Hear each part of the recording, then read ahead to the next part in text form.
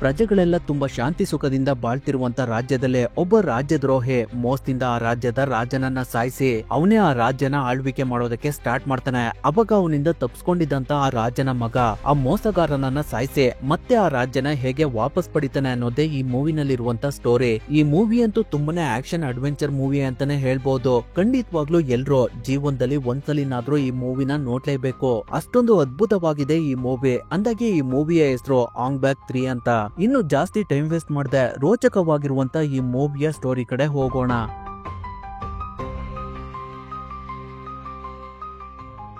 ಕತೆ ಶುರುವಾದಾಗ ಸಾವಿರಾರು ವರ್ಷಗಳ ಹಿಂದೆ ಗರುಡ ರಾಜ್ಯವನ್ನ ಗರುಡ ವಂಶಸ್ಥರು ನೋಡ್ಕೊಳ್ತಾ ಇರ್ತಾರೆ. ಆ ಸಮಯದಲ್ಲಿ ಎಲ್ರು ತುಂಬಾನೇ ಕ್ಷೇಮದಿಂದ ಇರ್ತಾರೆ. ಎಲ್ರು ಧರ್ಮವನ್ನ ಪರಿಪಾಲನೆ ಮಾಡ್ತಾ ಇರ್ತಾರೆ. ಹಾಗೆ ಎಲ್ಲಾ ಕಡೆ ಶಾಂತಿ ನೆಲೆಸಿರುತ್ತೆ. ಗರುಡ ವಂಶದ ರಾಜನಿಗೆ ಇಬ್ರು ಗಂಡ್ಮಕ್ಳಿರ್ತಾರೆ. ಅದರಲ್ಲಿ ಒಬ್ಬನ ಹೆಸರು ಶಿಯಾನ್ ಅಂತ, ಇನ್ನೊಬ್ಬನ ಹೆಸರು ಟಿಯಾನ್ ಅಂತ. ಈಗಿರ್ಬೇಕಾದ್ರೆ ಈ ರಾಜ್ಯದ ಮೇಲೆ ಯಾರ್ ಕೆಟ್ಕಂಡ್ ಬೀಳ್ತು ಅಂತ ಗೊತ್ತಿಲ್ಲ.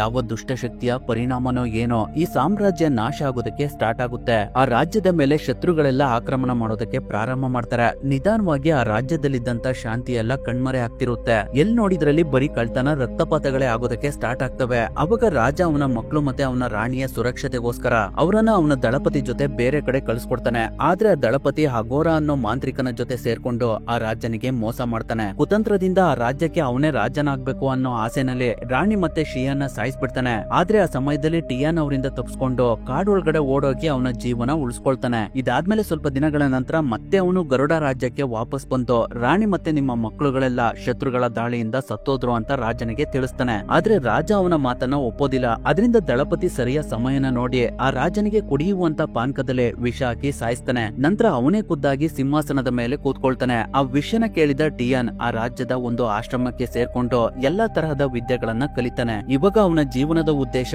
ಒಂದೇ, ಅದೇನಂದ್ರೆ ಅವನ ತಂದೆ ತಾಯಿ ಮತ್ತೆ ಅವನ ಅಣ್ಣನನ್ನ ಸಾಯಿಸಿದವ್ರ ಮೇಲೆ ಪ್ರತೀಕಾರ ತೀರ್ಸ್ಕೊಳ್ಳೋದಾಗಿರುತ್ತೆ. ನಂತರ ಸಂಪೂರ್ಣವಾಗಿ ಯುದ್ಧಕ್ಕೆ ಸಿದ್ಧನಾಗಿರುವಂತ ಟಿಯಾನ್ ನೋಡಿ ಕಫ್ತಿ ದಳಪತಿ ದಂಗಾಗೋಗ್ತಾನೆ. ಯಾಕಂದ್ರೆ ಅವನು ಕಾಡ್ನಲ್ಲಿರುವಂತ ಪ್ರಾಣಿಗಳು ಟಿಯಾನ್ ಸಾಯಿಸಿರ್ತವೆ ಅಂತ ಅನ್ಕೊಂಡಿರ್ತಾನೆ. ಅವಾಗ ಕಫ್ತಿ ದಳಪತಿ ಟಿಯಾನ್ಗೆ ರಾಜದ್ರೋಹ ಮಾಡಿದಾನೆ ಅನ್ನೋ ಆರೋಪದ ಮೇಲೆ ಅವನನ್ನ ಬಂಧಿಸಿ ಅವನಿಗೆ ಚಿತ್ರ ವಿಚಿತ್ರವಾದ ಶಿಕ್ಷಣ ಕೊಟ್ಟು ಅವನನ್ನ ಸಾಯಿಸಿ ಅಂತ ಅವನ ಸೈನಿಕರಿಗೆ ತಿಳಿಸ್ತಾನೆ. ಅದರಿಂದ ಆ ಸೈನಿಕರು ಟಿಯಾನ್ ಕಬ್ಬಿಣದ ಸರಪಣಿಗಳಿಂದ ರಿಲೀಸ್ ಮಾಡಿ ಅವನನ್ನ ಇಟ್ಕೊಂಡು ಸಖತ್ತಾಗಿ ಹೊಡಿತಾರೆ. ಅದರಿಂದ ಟಿಯಾನ್ ಕೆಳಗಡೆ ಬಿದ್ದೋಗ್ತಾನೆ. ಆ ಸಮಯದಲ್ಲಿ ಎಲ್ರು ಅವನ ಸುತ್ತೆಲ್ಲ ಸ್ಟಿಕ್ ಗಳಿಂದ ಲಾಕ್ ಮಾಡ್ಕೊಂಡು ಇಟ್ಕೋತಾರೆ. ಅವಾಗ ಕಫ್ತಿ ಮಹಾರಾಜ್ ಇವನಿಗೆ ಎಂತ ದಂಡನೆ ಕೊಡ್ಬೇಕು ಅಂದ್ರೆ ಇನ್ ಮುಂದೆ ಯಾರು ಕೂಡ ಗರುಡ ಸಾಮ್ರಾಜ್ಯಕ್ಕೆ ರಾಜ್ಯದ್ರೋಹ ಮಾಡೋದಕ್ಕೆ ಯೋಚನೆ ಕೂಡ ಮಾಡಬಾರ್ದು. ಅದರಿಂದ ನಾನ್ ಇವನಿಗೆ ಇವಾಗ್ಲೇ ಮೃತ್ಯು ದಂಡನೆ ಕೊಡ್ತಾ ಇದ್ದೀನಿ ಅಂತ ಹೇಳ್ತಾನೆ. ಅದನ್ನ ಕೇಳಿ ಟಿಯಾನ್ ಮತ್ತೆ ಆ ಸೈನಿಕರ ಜೊತೆ ಫೈಟ್ ಮಾಡೋದಕ್ಕೆ ಸ್ಟಾರ್ಟ್ ಮಾಡ್ತಾನೆ. ಆ ಸೈನಿಕರನ್ನೆಲ್ಲ ಟಿಯಾನ್ ಅವನಿಗೆ ಕಟ್ಟಿದಂತ ಸರಪಣಿಗಳಿಂದ ಒಡೆದು ಕೆಳಗಡೆ ಬೀಳಿಸ್ತಾ ಇರ್ತಾನೆ. ಅವನನ್ನ ಸೋಲ್ಸೋದಕ್ಕೆ ಯಾರ ಕೈಯಿಂದನೂ ಸಾಧ್ಯ ಆಗ್ತಿರೋದಿಲ್ಲ. ಅಷ್ಟ್ರ ಮಟ್ಟಿಗೆ ಟಿಯಾನ್ ಆ ಸೈನಿಕರ ಜೊತೆ ಫೈಟ್ ಮಾಡ್ತಿರ್ತಾನೆ. ಅದರಿಂದ ಅಲ್ಲಿಗೆ ಇನ್ನೂ ಸ್ವಲ್ಪ ಸೈನಿಕರು ಬಂದು ಟಿಯಾನ್ ಮೇಲೆ ಒಟ್ಟಿಗೆ ಅಟ್ಯಾಕ್ ಮಾಡ್ತಾರೆ. ಆದ್ರೂ ಕೂಡ ಟಿಯಾನ್ ಆ ಸೈನಿಕರ ಜೊತೆ ಸೆಣಸಾಡ್ತಾನೆ ಇರ್ತಾನೆ. ಅದೇ ರೀತಿ ತುಂಬಾ ಸಮಯ ಅಂದ್ರೆ ಕತ್ಲಾಗೋವರೆಗೂ ಟಿಯಾನ್ ಆ ಸೈನಿಕರ ಜೊತೆ ಹೊಡೆದಾಡ್ತಾನೆ ಇರ್ತಾನೆ. ಆ ಸಮಯದಲ್ಲಿ ಮಿಸ್ ಆಗಿ ಟಿಯಾನ್ಗೆ ಒಂದ್ ಏಟ್ ಬೀಳುತ್ತೆ. ಅವನು ಇವಾಗಲೇ ತುಂಬಾನೇ ಸುಸ್ತಾಗಿರೋದ್ರಿಂದ ಕೆಳಗಡೆ ಬಿದ್ದೋಗ್ತಾನೆ. ಅಲ್ಲಿಗೆ ಆ ಸೀನ್ ಕಟ್ ಆಗಿ ನಮ್ಗೆ ಆ ರಾಜ್ಯದ ಆಶ್ರಮನ ತೋರಿಸ್ತಾರೆ. ಅಲ್ಲೇ ಟಿಯಾನ್ ಕಾಡಿಗೆ ಬಂದ್ಮೇಲೆ ಎಲ್ಲಾ ವಿದ್ಯೆಗಳನ್ನ ಕಲ್ತಿರ್ತಾನೆ. ಆ ಜಾಗದ ಜನಗಳೆಲ್ಲ ಒಂದು ವಿಚಿತ್ರವಾದ ಕಾಯಿಲೆಯಿಂದ ಬಳಲ್ತಾ ಇರ್ತಾರೆ. ಅವರಿಗೆಲ್ಲ ಆಶ್ರಮದವರು ಕೆಲವು ಔಷಧಿಗಳನ್ನ ಕೊಟ್ಟು ಆ ಕಾಯಿಲೆಗಳನ್ನ ಹುಷಾರ್ ಮಾಡೋದಕ್ಕೆ ಟ್ರೈ ಮಾಡ್ತಿರ್ತಾರೆ. ಅಲ್ಲಿನ ಜನಗಳಿಗೆ ಆ ಕಾಯಿಲೆಯಿಂದ ಬಚಾವಾಗಿ ಹೇಗ್ ಬದುಕಬೇಕು ಅಂತಾನೆ ಗೊತ್ತಾಗ್ತಾ ಇರೋದಿಲ್ಲ. ಅವ್ರಗಳೆಲ್ಲ ಇದು ಯಾವ್ದೋ ದುಷ್ಟಶಕ್ತಿಯ ಶಾಪ ಇರ್ಬೇಕು ಅಂತ ಮಾತಾಡ್ಕೊಳ್ತಾ ಇರ್ತಾರೆ. ಆ ಆಶ್ರಮಕ್ಕೆ ಒಬ್ರು ಮಹಾಗುರುಗಳಿರ್ತಾರೆ. ಅವ್ರ ಹೆಸರು ಕುನ್ವಾಂಗ್ ಅಂತ.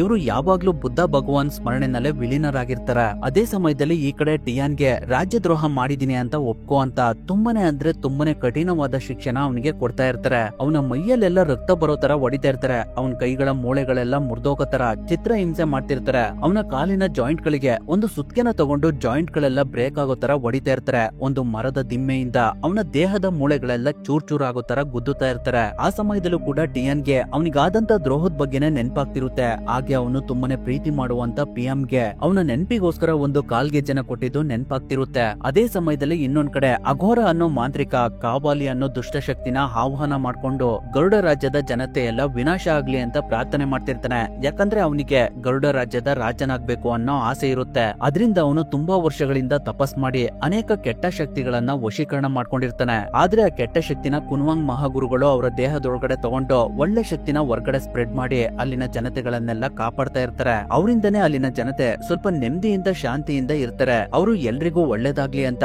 ಅವರ ಮುಡಿಯನ್ನ ತೆಗೆದು ಬುದ್ಧನಲ್ಲಿ ಪ್ರಾರ್ಥನೆ ಮಾಡ್ತಿರ್ತಾರೆ. ಅದರಿಂದ ಕಪ್ತಿ ಮಹಾರಾಜನಿಗೆ ಅಂದ್ರೆ ದಳಪತಿಗೆ ಅವನ್ ಮಾಡಿದಂತ ಕರ್ಮಗಳೆಲ್ಲ ನೆನ್ಪಾಗ್ತಿರ್ತವೆ. ಟಿಯಾನ್ ತಂದೆಗೆ ಮೋಸದಿಂದ ವಿಷ ಕುಡಿಸಿ ಸಾಯಿಸಿದ್ದೆಲ್ಲ ನೆನ್ಪಾಗ್ತಿರುತ್ತೆ. ಅವರು ಆ ವಿಷನ ಕುಡಿದು ಸಾಯ್ತಿರ್ಬೇಕಾದ್ರೆ ನಿನ್ಗೆ ಯಾವತ್ತೂ ಒಳ್ಳೇದಾಗೋದಿಲ್ಲ, ನೀನು ಸರ್ವನಾಶ ಆಗ್ತೀಯಾ, ನಿನ್ನ ಕರ್ಮಕ್ಕೆ ಪ್ರತಿಫಲ ಸಿಕ್ಕೇ ಸಿಗುತ್ತೆ, ನಿನ್ನ ಆತ್ಮಕ್ಕೆ ಮುಕ್ತಿ ಸಿಗೋದಿಲ್ಲ ಅಂತ ಶಾಪ ಹಾಕಿದ್ದು ಅವನಿಗೆ ನೆನ್ಪಾಗ್ತಿರುತ್ತೆ. ಅದರಿಂದ ಅವನ ಸಾಮ್ರಾಜ್ಯ ಎಲ್ಲ ಕುಸ್ತು ಕೆಳಗಡೆ ಬಿದ್ದೋಗ್ತಾ ಇರುತ್ತೆ. ಕಲ್ಲಿನ ಆನೆಗಳಿಗೆ ಜೀವ ಬಂದಿರುತ್ತೆ. ಅವನ ಸಾಮ್ರಾಜ್ಯದ ಜನತೆ ಎಲ್ಲ ಅವನ್ ಮುಂದೆನೆ ಸತ್ ಬಿದ್ದಿರ್ತಾರೆ. ಅದನ್ನೆಲ್ಲ ನೋಡಿ ಕಫ್ತಿ ಮಹಾರಾಜ್ ತುಂಬಾನೇ ಗಾಬರಿ ಆಗ್ತಿರೋ ತರ ಅವನಿಗೆ ಕನ್ಸ್ ಬೀಳ್ತಿರುತ್ತೆ. ಅದರಿಂದ ಅವನು ತುಂಬಾನೇ ಗಾಬರಿಯಿಂದ ಮೇಲ್ಗಡೆ ಎದ್ದು ಸುತ್ತೆಲ್ಲ ನೋಡ್ತಿರ್ತಾನೆ. ಅದೇ ಸಮಯದಲ್ಲಿ ಅಲ್ಲಿನ ಕೆಲವು ಜನಗಳು ಟಿಯಾನ್ನ ಕಾಪಾಡ್ಕೊಳ್ಳೋದಕ್ಕೆ ಅಂತ ಅಲ್ಲಿನ ಸೈನಿಕರ ಜೊತೆ ಯುದ್ಧ ಮಾಡ್ತಿರ್ತಾರೆ. ಆದ್ರೆ ಅವರ ಸಂಖ್ಯೆ ಜಾಸ್ತಿ ಇಲ್ದೇ ಇರೋದ್ರಿಂದ ಗರುಡ ರಾಜ್ಯದ ಸೈನಿಕರು ಅವ್ರನ್ನೆಲ್ಲ ಸಾಯಿಸ್ಬಿಡ್ತಾರೆ. ಅದರಲ್ಲಿ ಅಘೋರ ಮಾಂತ್ರಿಕ ಕೂಡ ಇರ್ತಾನೆ. ಅವನ ಸಾಹಸನ ನೋಡಿ ಕಫ್ತಿ ಮಹಾರಾಜ್, ನಿನ್ನಂತಹ ಮಹಾವೀರನನ್ನ ಕಂಡ್ರೆ ನನ್ಗೆ ತುಂಬಾನೇ ಇಷ್ಟ. ನಿನ್ನಂತವ್ರು ನನ್ನ ರಾಜ್ಯದಲ್ಲಿ ಇರೋದು ನನ್ನ ಸೌಭಾಗ್ಯ. ನಿನಗೆ ಏನ್ ಬೇಕು ಅಂತ ಕೇಳು, ಈ ಕ್ಷಣದಲ್ಲೇ ನಿನ್ಗೆ ಅದನ್ನ ಕೊಡ್ತೀನಿ, ಇದು ನನ್ನ ವಚನ ಅಂತ ಹೇಳ್ತಾನೆ. ಅದಕ್ಕೆ ಅಘೋರ, ನಾನ್ ಏನ್ ಕೇಳಿದ್ರು ಕೊಡ್ತೀರಾ ಮಹಾರಾಜ, ಯಾವುದೇ ಕಾರಣಕ್ಕೂ ಮಾತಿಗೆ ತಪ್ಪೋದಿಲ್ವಾ ಅಂತ ಕೇಳ್ತಾನೆ. ಅವಾಗ ಕಪ್ತಿ ಮಹಾರಾಜ ಸ್ವಲ್ಪ ಬಂಗಾರನ ಅವನ ಹತ್ರ ಎಸಿತಾನೆ. ಅದನ್ನ ನೋಡಿ ಅಘೋರ ನಗಾಡ್ತಾ, ಇದು ನನ್ಗೆ ಯಾವ್ದಕ್ಕೂ ಸಾಲೋದಿಲ್ಲ, ನನಗ್ ಬೇಕಾಗಿರೋದು ಈ ರಾಜ್ಯ, ನೀನು ಈ ರಾಜ್ಯನ ನನಗ್ ಬಿಟ್ಕೊಡು, ನಿನ್ನ ಸಿಂಹಾಸನದ ಮೇಲೆ ಕೂತ್ಕೊಂಡು ನಾನೇ ಈ ರಾಜ್ಯನ ಪಾಲನೆ ಮಾಡ್ತೀನಿ. ನೀನು ಹೇಗ್ ಮಹಾರಾಜ ಆದೆ ಅನ್ನೋದು ನನ್ಗೆ ತುಂಬಾನೇ ಚೆನ್ನಾಗ್ ಗೊತ್ತಿದೆ. ನೀನು ಎಲ್ಲರಿಗೂ ಮೋಸ ಮಾಡಿರೋದ್ರಿಂದ ಒಂದಲ್ಲ ಒಂದು ದಿನ ನಿನ್ಗೆ ಶಿಕ್ಷೆ ಆಗೇ ಆಗುತ್ತೆ. ಅದ್ರಿಂದ ಈ ರಾಜ್ಯನ ಇವಾಗ್ಲೇ ನನಗ್ ಬಿಟ್ಕೊಡು ಅಂತ ಕೇಳ್ತಾನೆ. ಅದಕ್ಕೆ ಕಫ್ತಿ ಮಹಾರಾಜ, ನೀನ್ ನನ್ಗೆ ಸಹಾಯ ಮಾಡಿದ್ಯಾ ಅನ್ನೋ ಒಂದೇ ಒಂದು ಕಾರಣಕ್ಕೆ ನಿನ್ನ ಜೀವನ ದಾನ ಅಂತ ಬಿಟ್ಟಿದ್ದೀನಿ ಅಂತ ಹೇಳ್ತಾನೆ. ನೆಕ್ಸ್ಟ್ ಡೇ ಪಿಎಂಗೆ ಕಫ್ತಿ ಮಹಾರಾಜ್ ಟಿಯಾನ್ಗೆ ಮರಣದಂಡನೆ ನೀಡಿದರೆ ಅನ್ನೋದು ಗೊತ್ತಾಗುತ್ತೆ. ಅದ್ರಿಂದ ಅವಳು ತುಂಬಾನೇ ದುಃಖ ಪಡ್ತಿರ್ತಾಳೆ. ಈ ಕಡೆ ಟಿಯಾನ ತಲೆ ಕಡಿಯೋದಕ್ಕೆ ಅಂತ ಸೈನಿಕರೆಲ್ಲ ರೆಡಿ ಮಾಡ್ಕೊಂಡು ಮಹಾರಾಜರ ಆಜ್ಞೆಗೋಸ್ಕರ ಕಾಯ್ತಾ ಇರ್ತಾರೆ. ಅವಾಗ ಕಫ್ತಿ ಮಹಾರಾಜ ಅವನ ಸೈನಿಕರಿಗೆ ಶಿಕ್ಷಣ ವಿಧಿಸಿ ಅಂತ ಹೇಳ್ತಾನೆ. ಅದರಿಂದ ಅವರು ಕತ್ತಿಯಿಂದ ಇನ್ನೇನ್ ಟಿಯಾನ್ ಕತ್ತನ ಕತ್ತರಿಸ್ಬೇಕು. ಅಷ್ಟರಲ್ಲೇ ಅಲ್ಲಿಗೆ ಒಬ್ಬ ಬಂದು, ಅಯೋಧ್ಯ ಮಹಾರಾಜರು ನಿನ್ಗೊಂದು ಸಂದೇಶ ಕಳಿಸಿದಾರೆ. ಅದೇನಂದ್ರೆ ಟಿಯಾನ್ ಇವಾಗ ಅಯೋಧ್ಯದ ನಾಗರಿಕನಾಗಿದ್ದಾನೆ. ಅದರಿಂದ ಅವನನ್ನ ಶಿಕ್ಷಿಸೋದು ಹಾಗೆ ಅವನನ್ನ ಕಾಪಾಡೋದು ಅಯೋಧ್ಯ ರಾಜರ ಅಧಿಕಾರ. ಹಾಗಾಗಿ ಈ ಕೂಡ್ಲೆ ಟಿಯಾನ್ ಅಯೋಧ್ಯ ಮಹಾರಾಜರ ವಶಕ್ಕೆ ಕೊಡ್ಬೇಕು ಅನ್ನೋದೇ ಅಯೋಧ್ಯ ಮಹಾರಾಜರ ಆಜ್ಞೆ ಆಗಿದೆ ಅಂತ ತಿಳಿಸ್ತಾನೆ. ಅದರಿಂದ ಕಫ್ತಿ ಮಹಾರಾಜನಿಗೆ ಬೇರೆ ವಿಧಿ ಇಲ್ಲದೆ ಟಿಯಾನ್ನ ಅವರಿಗೆ ಒಪ್ಪಿಸ್ಬೇಕಾಗಿ ಬರುತ್ತೆ. ಸ್ನೇಹಿತರೆ, ಅಯೋಧ್ಯ ಮಹಾರಾಜರಿಗೆ ಟಿಯಾನ್ನ ವಶಪಡಿಸ್ಕೊಳ್ಳೋದಕ್ಕೆ ಅಲ್ಲಿನ ಮಹಾಮಂತ್ರಿಗಳೇ ಶಿಫಾರಸ್ ಮಾಡಿರ್ತಾರೆ. ಯಾಕಂದ್ರೆ ಅವರಿಗೆ ಕಫ್ತಿ ದಳಪತಿ ಮಾಡಿರುವಂತ ಮೋಸಗಳೆಲ್ಲ ಗೊತ್ತಿರ್ತವೆ. ಅದನ್ನೆಲ್ಲ ನೋಡಿ ಕಫ್ತಿ ಮಹಾರಾಜನಿಗೆ ಮತ್ತೆ ಟಿಯಾನ್ ತಂದೆ ಹಾಕಿದಂತ ಶಾಪಗಳೆಲ್ಲ ನೆನಪಾಗ್ತಿರ್ತವೆ. ಹಾಗೆ ಆ ರಾಜ್ಯದ ಮಂತ್ರಿ ಮತ್ತೆ ಮುಖ್ಯಸ್ಥರೆಲ್ಲ ಅವನನ್ನ ಆಡ್ಕೊಳ್ತಿರೋ ತರ ಫೀಲ್ ಆಗ್ತಿರುತ್ತೆ. ಅದರಿಂದ ಅವನು ಒಬ್ಬ ಮುಖ್ಯಸ್ಥನನ್ನ ಸಾಯಿಸ್ಬಿಡ್ತಾನೆ. ಅವನು ಹಾಗೆ ಯಾಕೆ ಮಾಡ್ದ ಅಂತ ಅವನಿಗೇನೆ ಸರಿಯಾಗಿ ಅರ್ಥ ಆಗ್ತಿರೋದಿಲ್ಲ. ಟಿಯಾನ್ ತಂದೆ ಹೇಳಿದ ಮಾತುಗಳಿಂದ ಅವನಿಗೆ ಅವನು ತುಂಬಾನೇ ದ್ರೋಹದ ಕೆಲಸ ಮಾಡಿದೀನಿ, ನಾನು ಮಹಾಪಾಪಿ ಅನ್ನೋ ಫೀಲ್ ಆಗ್ತಿರುತ್ತೆ. ಅವಾಗ ಅವನ ರಾಜ್ಯದ ಸುತ್ತೆಲ್ಲ ಕಾಗೆಗಳು ಹಾರಾಡ್ತಿರ್ತವೆ. ಈ ಕಡೆ ಅಯೋಧ್ಯೆ ಸೈನಿಕ ಟಿಯಾನ್ನ ಕರ್ಕೊಂಡು ಮಹಾಗುರುಗಳ ಆಶ್ರಮಕ್ಕೆ ಬಂದು ಅವನನ್ನ ಒಂದ್ ಕಡೆ ಮಲಗಿಸಿ ಮಹಾಗುರುಗಳನ್ನ ನೋಡೋದಕ್ಕೆ ಅಂತ ಹೋಗ್ತಾನೆ. ಅವಾಗ ಪಿಎಂ ಅವನನ್ನ ನೋಡಿ ತುಂಬಾನೇ ದುಃಖ ಪಡೆದಿರ್ತಾಳೆ. ಅಷ್ಟ್ರಲ್ಲಿ ಅಲ್ಲಿಗೆ ಮತ್ತೆ ಕಫ್ತಿ ಮಹಾರಾಜನ ಸೈನಿಕರು ಬಂದು ಟಿಯಾನ್ನ ಅಲ್ಲಿಂದ ಕರ್ಕೊಂಡು ಹೋಗೋದಕ್ಕೆ ಅಂತ ಅಲ್ಲಿದ್ದಂತ ಜನಗಳಿಗೆಲ್ಲ ಹೊಡೆದು ಅವರನ್ನ ಸಾಯಿಸ್ತಾ ಇರ್ತಾರೆ. ಅವಾಗ ಅವ್ರಗಳ ಜೊತೆ ಅಯೋಧ್ಯದ ಸೈನಿಕ ಫೈಟ್ ಮಾಡ್ತಿರ್ತಾನೆ. ಅದೇ ಸಮಯದಲ್ಲಿ ಅಲ್ಲಿಗೆ ಗರುಡ ರಾಜ್ಯದ ಮಂತ್ರಿ ಕೂಡ ಬಂದು ಅವ್ರಗಳ ಜೊತೆ ಫೈಟ್ ಮಾಡೋದಕ್ಕೆ ಸ್ಟಾರ್ಟ್ ಮಾಡ್ತಾರೆ. ಆ ಸಮಯದಲ್ಲಿ ಒಬ್ಬ ಸೈನಿಕ ಅವರನ್ನೆಲ್ಲ ಸಾಯ್ತಿ ಇನ್ನೇನ್ ಅವನು ಟಿಯಾನ್ ಹತ್ರ ಹೋಗ್ಬೇಕು. ಅಷ್ಟರಲ್ಲಿ ಮಹಾಮಂತ್ರಿ ಅವರು ಅವನ ಕತ್ತನ್ನ ಕತ್ತರಿಸ್ಬಿಟ್ಟಿರ್ತಾರೆ. ಅದರಿಂದ ಅವನು ಕೂಡ ಸತ್ತೋಗ್ತಾನೆ. ನಂತರ ಮಹಾಗುರುಗಳು ಟಿಯಾನ್ ಬಾಡಿಗೆಲ್ಲ ಕೆಲವು ಔಷಧಿಯ ಗಿಡಮೂಲಿಕೆಗಳನ್ನ ಕಟ್ಟಿ ಅವನಿಗೆ ಟ್ರೀಟ್ಮೆಂಟ್ ಮಾಡೋದಕ್ಕೆ ಶುರು ಮಾಡ್ತಾರೆ. ಹಾಗೆ ಟಿಯಾನ್ ಜನಗಳ ರಕ್ಷಣೆಗೋಸ್ಕರ ಹುಟ್ಟಿದಾನೆ. ಅವನ ರಕ್ಷಣೆಗೋಸ್ಕರ ಭಗವಾನ್ ಬುದ್ಧನ ಮೂರ್ತಿನ ಪ್ರತಿಷ್ಠಾಪನೆ ಮಾಡೋದಕ್ಕೆ ಶುರು ಮಾಡ್ತಾರೆ. ಅದಕ್ಕೆ 5 ಲೋಹದ ವಸ್ತುಗಳು ಬೇಕಾಗಿರ್ತವೆ. ಆ ಬುದ್ಧನ ವಿಗ್ರಹ ಹೇಗೆ ಹಂತ ಹಂತವಾಗಿ ಸಿದ್ಧವಾಗುತ್ತೋ ಅದೇ ರೀತಿ ಟಿಯಾನ್ ಕೂಡ ಹಂತ ಹಂತವಾಗಿ ಹುಷಾರಾಗ್ತಾ ಹೋಗ್ತಾನೆ. ಆ ಭಗವಾನ್ ಬುದ್ಧನ ವಿಗ್ರಹಕ್ಕೆ ಜನಗಳೆಲ್ಲ ಅವ್ರ ಹತ್ರ ಇರುವಂತ ಕೆಲವು ಲೋಹದ ವಸ್ತುಗಳನ್ನ ತಂದು ಕೊಡ್ತಾರೆ. ಅವಾಗ ಪಿಎಂ ಕೂಡ ಟಿಯಾನ್ ತುಂಬಾ ಪ್ರೀತಿಯಿಂದ ಕೊಟ್ಟಿದ್ದಂತ ಕಾಲ್ಗೆಜ್ಜೆನ ತಂದು ಕೊಡ್ತಾಳೆ. ಹಾಗೆ ಪಿಎಂ ದಿನನಿತ್ಯ ದೇವರ ಗುಡಿ ಹತ್ರ ಹೋಗಿ ಟಿಯಾನ್ ಹುಷಾರಾಗ್ಲಿ ಅಂತ ಪ್ರಾರ್ಥನೆ ಮಾಡೋದಕ್ಕೆ ಶುರು ಮಾಡ್ತಾಳೆ. ಸ್ವಲ್ಪ ದಿನಗಳ ನಂತರ ಭಗವಾನ್ ಬುದ್ಧರ ವಿಗ್ರಹ ರೆಡಿ ಆಗುತ್ತೆ. ಅದರಿಂದ ಆ ವಿಗ್ರಹನ ಹೇಗೆ ಸ್ವಲ್ಪ ಸ್ವಲ್ಪನೇ ಓಪನ್ ಮಾಡ್ತಾ ಹೋಗ್ತಾರೋ ಅದೇ ರೀತಿ ಟಿಯಾನ್ ಬಾಡಿನೂ ಕೂಡ ಓಪನ್ ಮಾಡ್ತಿರ್ತಾರೆ. ಈ ಕಡೆ ಪಿಎಂ ಮಾತ್ರ ದಿನನಿತ್ಯ ತಪ್ಪದೆ ದೇವ್ರ ಹತ್ರ ಹೋಗಿ ಪ್ರಾರ್ಥನೆ ಮಾಡ್ತಿರ್ತಾಳೆ. ಕೊನೆಗೊಂದಿನ ಸಂಪೂರ್ಣವಾಗಿ ಬುದ್ಧನ ವಿಗ್ರಹ ರೆಡಿ ಆಗುತ್ತೆ. ಅವಾಗ ಟಿಯಾನ್ಗೂ ಕೂಡ ಪ್ರಜ್ಞೆ ಬರುತ್ತೆ. ಅದನ್ನ ನೋಡಿ ಎಲ್ರು ತುಂಬಾನೇ ಖುಷಿ ಪಡ್ತಿರ್ತಾರೆ. ಆದ್ರೆ ಟಿಯಾನ್ ಕೈ ಬೆರಳುಗಳ ಮೂಳೆ ಮುರಿದಿರೋದ್ರಿಂದ ಅವನಿಗೆ ಅವನ ಕೈ ಬೆರಳುಗಳನ್ನ ಯಾವುದೇ ರೀತಿ ಮೂವ್ಮೆಂಟ್ ಮಾಡೋದಕ್ಕೆ ಆಗ್ತಾ ಇರೋದಿಲ್ಲ. ಅವಾಗ ಪಿಎಂ ಅವನಿಗೆ, ನಿನ್ಗೆ ನಿನ್ನ ಕೈ ಬೆರಳುಗಳ ಮೂವ್ಮೆಂಟ್ ಮಾಡೋದಕ್ಕೆ ಆಗುತ್ತೆ, ನಿನ್ ಮೇಲೆ ಭಗವಾನ್ ಬುದ್ಧರ ಆಶೀರ್ವಾದ ಇದೆ, ನಿನ್ನಿಂದ ಈ ರಾಜ್ಯದಲ್ಲಿ ಧರ್ಮ ಪ್ರತಿಷ್ಠಾಪನೆ ಆಗ್ಬೇಕು ಅಂದ್ರೆ ನಿನ್ನ ಪ್ರೇಮ ಅಜರಾಮರವಾಗಿ ಬೆಳಿಬೇಕು ಅಂದ್ರೆ ಮತ್ತೆ ನೀನು ಎದ್ನಿಲ್ಬೇಕು ಅಂತ ಟಿಯಾನ್ಗೆ ಮೋಟಿವೇಟ್ ಮಾಡಿ ಅವನನ್ನ ಮೇಲ್ಗಡೆ ಎಬ್ಸೋದಕ್ಕೆ ಟ್ರೈ ಮಾಡ್ತಿರ್ತಾಳೆ. ಆದ್ರೆ ಟಿಯಾನ್ಗೆ ನಿಂತ್ಕೊಳ್ಳೋಕು ಕೂಡ ಆಗ್ತಾ ಇರೋದಿಲ್ಲ. ಯಾಕಂದ್ರೆ ಅವನ ಕಾಲಿನ ಜಾಯಿಂಟ್ ಗಳು ಕೂಡ ಮುರಿದೋಗಿರ್ತವೆ. ಅವನ ಈ ಪರಿಸ್ಥಿತಿನ ನೋಡಿ ಅವನಿಗೇನೆ ತುಂಬಾ ದುಃಖ ಆಗ್ತಿರುತ್ತೆ. ಅದರಿಂದ ಅವನು ಒಂದಿನ ತುಂಬಾನೇ ಕಷ್ಟಪಟ್ಟು ಒಂದು ಸ್ಟಿಕ್ ನ ಸಹಾಯದಿಂದ ಭಗವಾನ್ ಬುದ್ಧರ ಹತ್ರ ಬಂದು ಅವರ ದರ್ಶನ ಮಾಡ್ಕೊಂಡು ಆತ್ಮಹತ್ಯೆ ಮಾಡ್ಕೊಳ್ಳೋದಕ್ಕೆ ಅಂತ ಹೋಗಿ ಒಂದು ಜಾಗದಲ್ಲಿ ನಿಂತ್ಕೊಂಡು ಅಳ್ತಾ ಇರ್ತಾನೆ. ಅವಾಗ ಅಲ್ಲಿಗೆ ಒಬ್ಬ ಹುಚ್ಚ ಬಂದು ಟಿಯಾನ್ ಅಳ್ತಿರೋದ್ನ ನೋಡಿ ಅವನು ಕೂಡ ಅಳೋದಕ್ಕೆ ಸ್ಟಾರ್ಟ್ ಮಾಡ್ತಾನೆ. ಸ್ನೇಹಿತರೆ, ಇವನನ್ನ ಎಲ್ರು ಹುಚ್ಚ ಅಂತ ಕರಿಬಹುದು, ಆದ್ರೆ ಅವನಿಗಿರುವಂತ ಒಳ್ಳೆ ಮನಸ್ಸು ಯಾರಿಗೂ ಅರ್ಥ ಆಗ್ತಿರೋದಿಲ್ಲ. ಟಿಯಾನಿಗೆ ಮಾತ್ರ ಅರ್ಥ ಆಗ್ತಿರುತ್ತೆ. ಅದರಿಂದ ಅವನಿಗೆ ಟಿಯಾನ್ ಅಂದ್ರೆ ತುಂಬಾನೇ ಇಷ್ಟ. ಅವನು ಟಿಯಾನ್ ನೋಡಿ, ನೀನು ಯಾಕೆ ಅಳ್ತಿದ್ಯಾ, ನೀನು ತುಂಬಾನೇ ಒಳ್ಳೆಯವನು, ನೀನೇನಾದ್ರೂ ಇಲ್ಲಿಂದ ಕೆಳಗಡೆ ಬಿದ್ರೆ ಸತ್ತೋಗ್ತೀಯಾ, ನೀನ್ ಕೆಳಗಡೆ ಬಿದ್ರೆ ನಾನು ಕೂಡ ಹಾಗೆ ಮಾಡ್ತೀನಿ, ಇದು ತುಂಬಾನೇ ಆಳ ಇದೆ, ನಾನು ಇವಾಗ್ಲೇ ಇಲ್ಲಿಂದ ಹಿಂದೆ ಹೋಗ್ತೀನಿ, ನೀನು ಕೂಡ ಹಿಂದೆ ಬಾ ಅಂತ ಹೇಳ್ತಿರ್ತಾನೆ. ಅದಕ್ಕೆ ಟಿಯಾನ್, ನಾನಿನ್ನ ಬದುಕಿ ಏನು ಪ್ರಯೋಜನ ಇಲ್ಲ, ನನ್ನನ್ನ ಸಾಯೋದಕ್ ಬಿಡು ಅಂತ ಹೇಳ್ತಿರ್ತಾನೆ. ಅಷ್ಟರಲ್ಲಿ ಅಲ್ಲಿಗೆ ಮಹಾಗುರುಗಳು ಬಂದು, ಟಿಯಾನ್ ನಿಂತ್ಕೋ, ನೀನು ಇಷ್ಟೊಂದು ದುರ್ಬಲನ, ನಿನ್ನ ಮನ್ಸು ಇಷ್ಟೊಂದು ದುರ್ಬಲ ಆಗಿದ್ರೆ ನಿನ್ಗೆ ಹೇಗ್ ಅನ್ಸುತ್ತೋ ಹಾಗೆ ಮಾಡು, ಇಲ್ಲ ನೀನು ಜನಗಳ ನಂಬಿಕೆನ ಉಳಿಸ್ಕೊಳ್ಳೋದಾದ್ರೆ, ಅವ್ರು ನಿನ್ ಮೇಲಿಟ್ಟಿರುವಂತ ಭರವಸೆ ಸತ್ಯ ಆದ್ರೆ, ನೀನ್ ಅವ್ರನ್ನ ಕಾಪಾಡೋದೇ ಆದ್ರೆ ನೀನು ಮತ್ತೆ ಬದುಕಲೇಬೇಕು, ನಿನ್ನ ತಂದೆ ತಾಯಿಯ ಆತ್ಮಕ್ಕೆ ಶಾಂತಿಗೋಸ್ಕರನಾದ್ರೂ ನೀನು ಮೊದ್ಲಿನ ತರ ಆಗ್ಬೇಕು ಅಂತ ಹೇಳ್ತಾರೆ. ಅದಕ್ಕೆ ಟಿಯಾನ್, ನನಗೆ ಸರಿಯಾಗಿ ನಡೆಯೋದಕ್ಕೇನೆ ಆಗೋದಿಲ್ಲ, ನಾನು ಹೇಗ್ ಪ್ರಜೆಗಳನ್ನ ಕಾಪಾಡೋದಕ್ಕಾಗುತ್ತೆ, ಅದು ಸಾಧ್ಯನಾ ಅಂತ ಹೇಳ್ತಾನೆ. ಅವಾಗ ಮಹಾಗುರುಗಳು, ಬೆಳಕು ಮತ್ತೆ ಕತ್ಲೆ ಪ್ರತಿಯೊಬ್ಬ ಮನುಷ್ಯನ ಜೀವನದಲ್ಲಿ ಬರುವಂತ ಅವಿಭಾಜ್ಯ ಬದುಕಾಗಿದೆ. ಒಂದು ಕ್ಷಣ ನಿನ್ನ ನೋವನ್ನೆಲ್ಲ ಮರ್ತು ಸೂರ್ಯನ ಕಡೆ ನೋಡು, ಅವನು ಇಲ್ಲಿನ ಅಂಧಕಾರನೆಲ್ಲ ಹೇಗ್ ಬದಲಾಯಿಸ್ತಾನೆ ಅಂತ ಹೇಳ್ತಾರೆ. ಅವಾಗ ಆಕಾಶದಲ್ಲಿ ಸೂರ್ಯ ಉದಯ ಆಗಿ ಅಲ್ಲಿದ್ದಂತ ಕತ್ಲೆ ಎಲ್ಲ ಮಾಯ ಆಗುತ್ತೆ. ನಂತರ ಮಹಾಗುರುಗಳು ಟಿಯಾನ್ಗೆ, ನಿನ್ನೊಳಗಡೆ ಅಪಾರವಾದ ಶಕ್ತಿ ಇದೆ, ಹಿಂದೆ ನಡೆದಿದ್ನೆಲ್ಲ ಬಿಟ್ಟು ಭವಿಷ್ಯದಲ್ಲಿ ಏನಾಗ್ಬೇಕು ಅನ್ನೋದ್ರ ಬಗ್ಗೆ ಯೋಚನೆ ಮಾಡು ಅಂತ ಹೇಳ್ತಾರೆ. ಅದರಿಂದ ಟಿಯಾನ್ ಗುರುಗಳ ಹತ್ರ, ನಾನಿವಾಗ ಏನ್ ಮಾಡ್ಬೇಕು ಅಂತ ಕೇಳ್ತಾನೆ. ಅವಾಗ ಮಹಾಗುರುಗಳು ಟಿಯಾನ್ಗೆ, ನಿನ್ನ ಮನಸ್ಸನ್ನ ನಿನ್ನ ವಶದಲ್ಲೇ ಇಟ್ಕೋ, ಅವಾಗ ನಿನ್ಗೆ ನಿನ್ನ ಶಕ್ತಿನ ಹೇಗ್ ಬಳಕೆ ಮಾಡ್ಬೇಕು ಅನ್ನೋದು ಗೊತ್ತಾಗುತ್ತೆ, ನಿನ್ನ ಧ್ಯಾನವನ್ನ ಒಂದೇ ಕಡೆ ಕೇಂದ್ರೀಕೃತವಾಗಿ ಇಟ್ಕೊಳ್ಳೋದಕ್ಕೆ ಉಪಯೋಗ ಆಗುತ್ತೆ ಅಂತ ಹೇಳ್ತಾರೆ. ಅದರಿಂದ ಟಿಯಾನ್ ತುಂಬಾನೇ ಕಷ್ಟಪಟ್ಟು ಒಂದು ದೇವಸ್ಥಾನದೊಳಗಡೆ ಬಂದು ಅವನ್ ತಂದೆ ತಾಯಿ ಹೇಳಿದ ಮಾತುಗಳನ್ನ ಹಾಗೆ ಅವನಿಗಾದಂತ ಅವಮಾನಗಳನ್ನೆಲ್ಲ ನೆನ್ಪು ಮಾಡ್ಕೊಂಡು ಶ್ರದ್ಧೆಯಿಂದ ಧ್ಯಾನ ಮಾಡೋದಕ್ಕೆ ಸ್ಟಾರ್ಟ್ ಮಾಡ್ತಾನೆ. ತುಂಬಾ ಕಷ್ಟಪಟ್ಟು ಅವನ್ ಕೈ ಬೆರಳುಗಳನ್ನ ಮತ್ತೆ ಸರಿ ಮಾಡೋದಕ್ಕೆ ಪ್ರಯತ್ನ ಪಡ್ತಾನೆ. ವಿಧ ವಿಧವಾದ ಭಂಗಿಗಳಲ್ಲಿ ಧ್ಯಾನ ಮಾಡಿ ಮತ್ತೆ ಮೇಲ್ಗಡೆ ಎದ್ ನಿಲ್ಲೋದಕ್ಕೆ ಪ್ರಯತ್ನ ಪಡ್ತಾನೆ. ಅನೇಕ ದಿನಗಳ ಸತತ ಪ್ರಯತ್ನದಿಂದ ಟಿಯಾನ್ ಮತ್ತೆ ಮೇಲ್ಗಡೆ ಎದ್ದು ನಿಂತ್ಕೊಳ್ತಾನೆ. ಅವಾಗ ಅವನ ಕೈ ಕಾಲ್ಗಳು ಮೊದ್ಲಿನ ತರನೇ ಸರಿ ಹೋಗ್ತವೆ.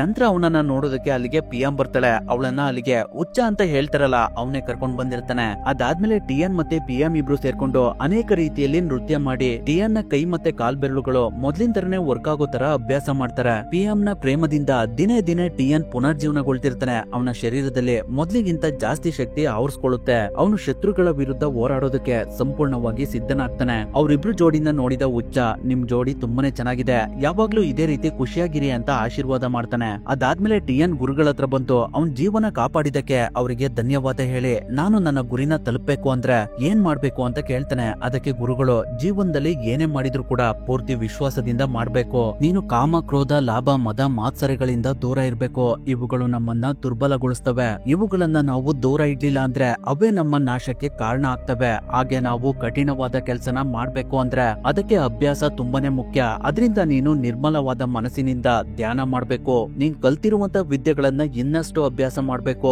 ಪಂಚಭೂತಗಳನ್ನ ನಿನ್ನ ವಶಕ್ಕೆ ತಗೋಬೇಕು. ಇದಕ್ಕೆಲ್ಲ ಅನೇಕ ವರ್ಷಗಳೇ ಬೇಕಾಗಬಹುದು, ಆದ್ರೆ ಪ್ರಯತ್ನನ ಯಾವುದೇ ಕಾರಣಕ್ಕೂ ನೀನು ನಿಲ್ಲಿಸ್ಬೇಡ, ಪ್ರಯತ್ನ ಪಡೋ, ಫಲದ ಬಗ್ಗೆ ಯಾವತ್ತೂ ಯೋಚನೆ ಮಾಡ್ಬೇಡ ಅಂತ ಹೇಳ್ತಾರೆ. ಅದರಿಂದ ಟಿಯಾನ್ ತುಂಬಾನೇ ಶ್ರದ್ಧೆಯಿಂದ ಧ್ಯಾನ ಮಾಡೋದಕ್ಕೆ ಶುರು ಮಾಡ್ತಾನೆ. ಅವ್ನ್ ಕಲ್ತಿರುವಂತ ವಿದ್ಯೆಗಳನ್ನ ಮತ್ತೆ ಅಭ್ಯಾಸ ಮಾಡೋದಕ್ಕೆ ಸ್ಟಾರ್ಟ್ ಮಾಡ್ತಾನೆ. ಇದೇ ರೀತಿ ತುಂಬಾ ದಿನಗಳು ಕಳೀತವೆ. ನಿರಂತರ ಅಭ್ಯಾಸದಿಂದ ಟಿಯಾನ್ ಮತ್ತಷ್ಟು ಪ್ರಬಲನಾಗ್ತಾನೆ.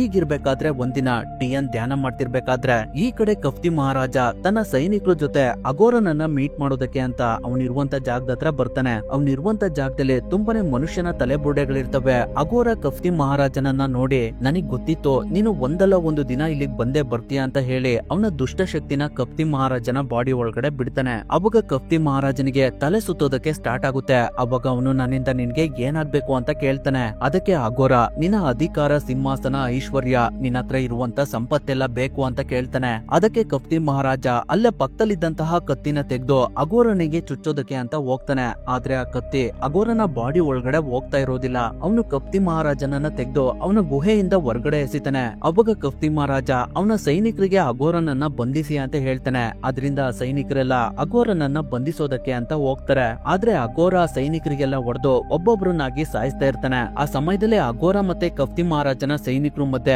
ಒಂದು ದೊಡ್ಡ ಯುದ್ಧನೇ ನಡೆಯುತ್ತೆ.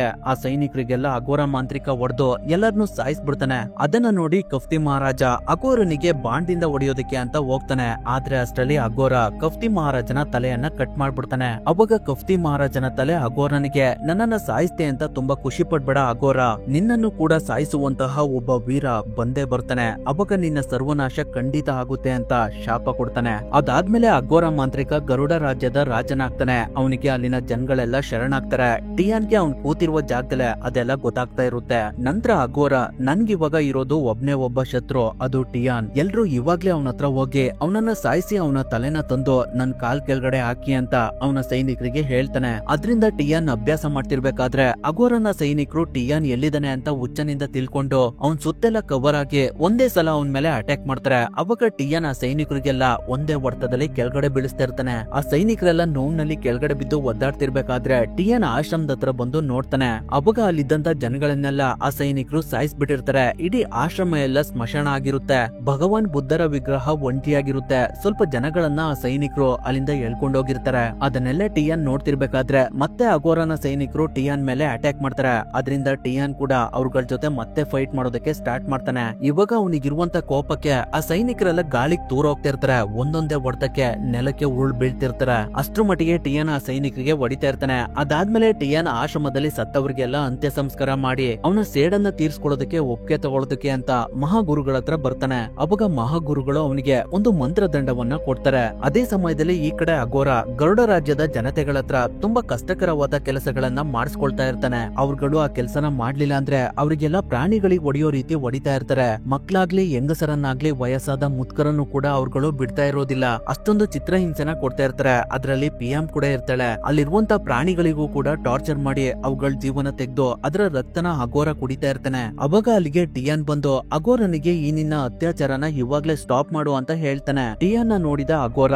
ನಿನ್ಗೋಸ್ಕರನೇ ಕಾಯ್ತಾ ಇದ್ದೆ ಟಿಯಾನ್, ನೀನ್ ನನ್ಗೆ ಏನು ಮಾಡೋದಕ್ಕಾಗೋದಿಲ್ಲ. ನನ್ನ ಒಳಗಡೆ ಅಪಾರವಾದ ಶಕ್ತಿ ಇದೆ. ಈ ಸೂರ್ಯ ಚಂದ್ರರೇ ನನ್ ಮಾತನ್ನ ಕೇಳ್ತಾರೆ, ಅದ್ರಲ್ಲಿ ನೀನ್ ಯಾವ ಲೆಕ್ಕ ಅಂತ ಹೇಳ್ತಿರ್ತಾನೆ. ಆ ಸಮಯದಲ್ಲಿ ಆಕಾಶದಲ್ಲಿದ್ದಂತ ಸೂರ್ಯನಿಗೆ ಗ್ರಹಣ ಆಗಿ ಭೂಮಿ ಮೇಲೆಲ್ಲ ಕತ್ಲೆ ಆವರಿಸ್ಕೊಳ್ತಾ ಇರುತ್ತೆ. ಅವಾಗ ಜನಗಳೆಲ್ಲ ಅಘೋರನ ಶಕ್ತಿನ ನೋಡಿ ತುಂಬಾನೇ ಆಶ್ಚರ್ಯ ಪಡ್ತಿರ್ತಾರೆ. ನಂತರ ಅಘೋರ ಪಿಎಂ ನ ಕತ್ತನ್ನ ಕಟ್ ಮಾಡಿ ಅವಳನ್ನ ಸಾಯಿಸ್ಬಿಡ್ತಾನೆ. ಅದರಿಂದ ಟಿಯಾನ್ಗೆ ಸಖತ್ ಕೋಪ ಬಂದು ಅಲ್ಲಿದ್ದಂತ ಸೈನಿಕರ ಜೊತೆ ಫೈಟ್ ಮಾಡೋದಕ್ಕೆ ಸ್ಟಾರ್ಟ್ ಮಾಡ್ತಾನೆ. ಅವನ್ ಜೊತೆ ಫೈಟ್ ಮಾಡೋದಕ್ಕೆ ಆ ಸೈನಿಕರ ಕೈಯಲ್ಲಿ ಆಗ್ತಾ ಇರೋದಿಲ್ಲ. ಅಷ್ಟೊಂದು ಕೋಪದಲ್ಲಿ ಟಿಯಾನ್ ಅಲ್ಲಿದ್ದಂತ ಸೈನಿಕರಿಗೆಲ್ಲ ಹೊಡೆದು ಕೆಳಗಡೆ ಉಳಿಸ್ತಾ ಇರ್ತಾನೆ. ಅದರಿಂದ ಕೆಲವು ಸೈನಿಕರು ಆನೆಗಳನ್ನ ತಂದು ಟಿಯಾನ್ ಮೇಲೆ ಅಟ್ಯಾಕ್ ಮಾಡೋದಕ್ಕೆ ನೋಡ್ತಾರೆ. ಆದ್ರೆ ಟಿಯಾನ್ ಆನೆ ಮೇಲ್ಗಡೆನೆ ಹತ್ತಿ ಫೈಟ್ ಮಾಡ್ತಿರ್ತಾನೆ. ಅವನನ್ನ ಸೋಲ್ಸೋದಕ್ಕೆ ಯಾರ ಕೈಯಿಂದನೂ ಸಾಧ್ಯನೇ ಆಗ್ತಾ ಇರೋದಿಲ್ಲ. ಇದೇ ರೀತಿ ತುಂಬಾ ಸಮಯ ಟಿಯಾನ್ ಆ ಸೈನಿಕರ ಜೊತೆ ಯುದ್ಧ ಮಾಡ್ತಾನೆ ಇರ್ತಾನೆ. ಅದನ್ನ ನೋಡ್ತಿದ್ದಂತ ಅಘೋರ ಮೋಸ್ಟ್ಲಿ ಟಿಯಾನ್ಗೆ ಒಂದು ಬರ್ಜಿಯಿಂದ ಹೊಡಿತಾನೆ. ಅವಾಗ ನಮ್ಗೆ ಎಲ್ಲಾನು ರಿಪೀಟ್ ಮಾಡಿ ತೋರಿಸ್ತಾರೆ. ಅದರಿಂದ ನಮ್ಗಿವಾಗ ಇಲ್ಲಿ ಏನೇನ್ ನಡೀತು ಅನ್ನೋದ್ನೆಲ್ಲ ಟಿಯಾನ್ ಮೊದ್ಲೇ ಅವನ ದಿವ್ಯ ಶಕ್ತಿಯಿಂದ ತಿಳ್ಕೊತಾ ಇದ್ದಾನೆ ಅನ್ನೋದು ಗೊತ್ತಾಗುತ್ತೆ.